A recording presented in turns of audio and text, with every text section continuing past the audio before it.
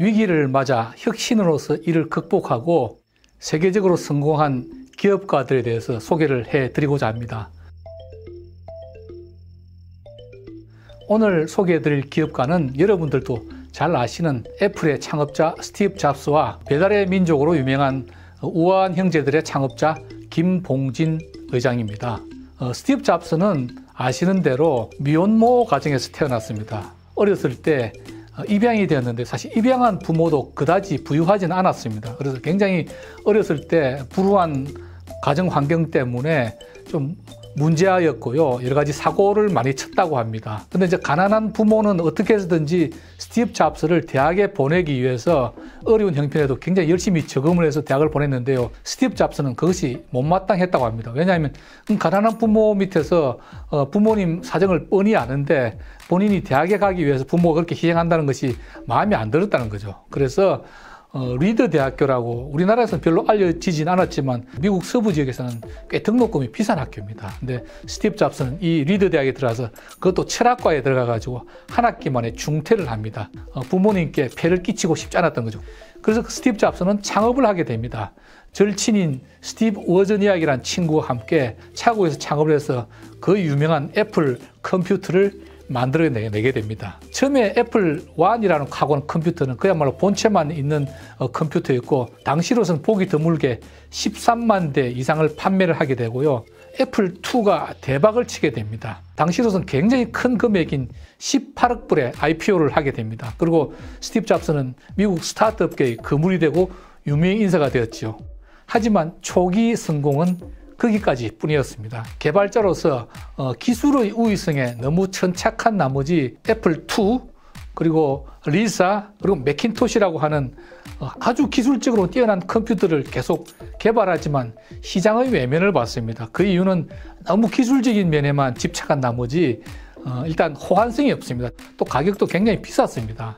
그러다 보니까 애플 컴퓨터는 시장에서 큰 성공을 거두지 못하게 됩니다. 처음에 우리가 기술 창업에서 가장 유의할 점이 바로 너무 기술에 지나치게 집착하면 안 된다 하는 것이죠. 스티브 잡스는 자신이 아무래도 경영에는 뛰어난 능력이 없다라고 판단했는지 펩시콜라 사장이었던 존 스컬리라는 사람을 CEO로 영입을 하게 됩니다. 근데 존 스컬리를 영입하고 나서도 스티브 잡스하고 존 스컬리하고 계속 그 불협화음을 빚고 새로 출시된 상품들은 계속 시장에서 실패를 하게 됩니다.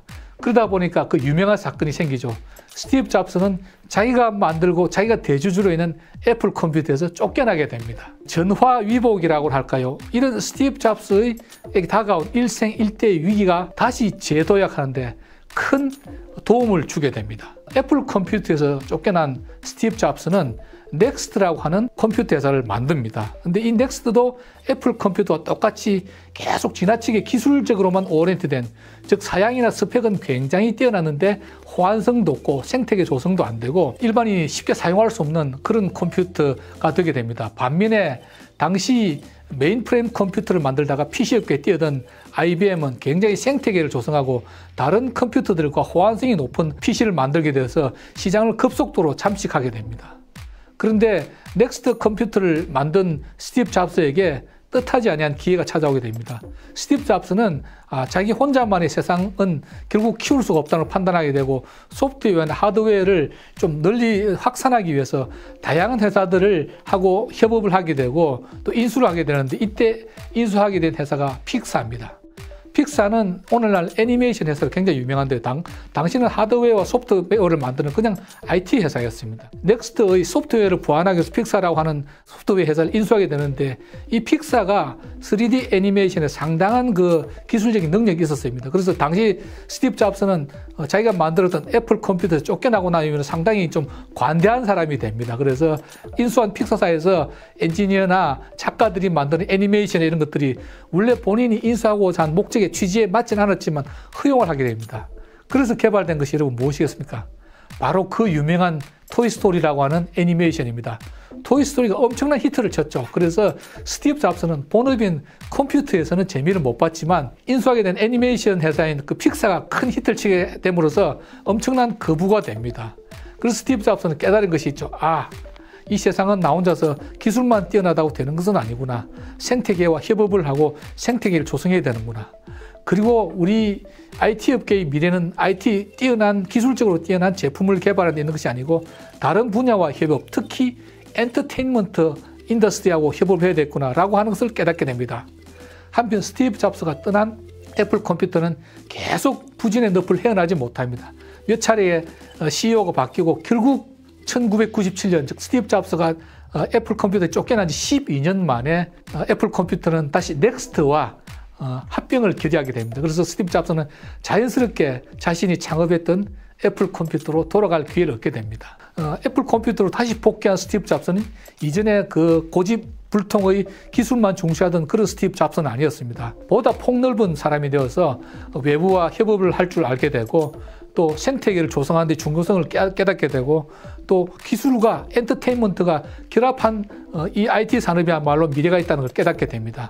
스티브 잡스는 여러분 잘 아시는데도 아이팟을 개발하게 됩니다. 물론 당시 기술적으로 우리 한국에서 개발됐던 아이리브라고 하는 굉장히 유명한 MP3가 지금 기술적으로 뛰어나지만 아이리브는 생태계의 중요성을 찾지 못합니다. 스티브 잡스는 미국의 음원업계와 협의를 해서 당시 한국도 마찬가지 미국의 음원업계도 불법 복제로 말미암아서 굉장히 고통을 겪고 있던 그런 시기였습니다. 그래서 스티브 잡스는 아이튠즈라고 하는 것을 만들어서 아이포드에 독점적으로 음악을 올리는 대신에 확실한 DRM을 설치해서 그 저작권을 보호해주고 또 7대3 정도로 수익 배분해서 70% 수익을 음원업계에 돌려주는 방식으로 해서 단기적으로 미국 음원을 독점하게 됩니다. 그래서 아이패드가 굉장히 히트를 치게 되고요. 그리고 그 결정타는 바로 2007년에 아이폰 도입입니다. 아이폰 도입으로 말미암아서 스마트폰이라고 하는 새로운 세상을 열었죠. 아직도 세계 스타트업 혹은 기업계에서 가장 뛰어난 그 혁신의 아이콘으로서 추앙받고 있는 그런 상황입니다. 이런 스티브 잡스의 아이폰 개발, 즉 스마트폰 개발은 이 나비 효과로 한국에도 김봉진이라고 하는 새로운 또 혁신 기업가를 탄생하게 됩니다.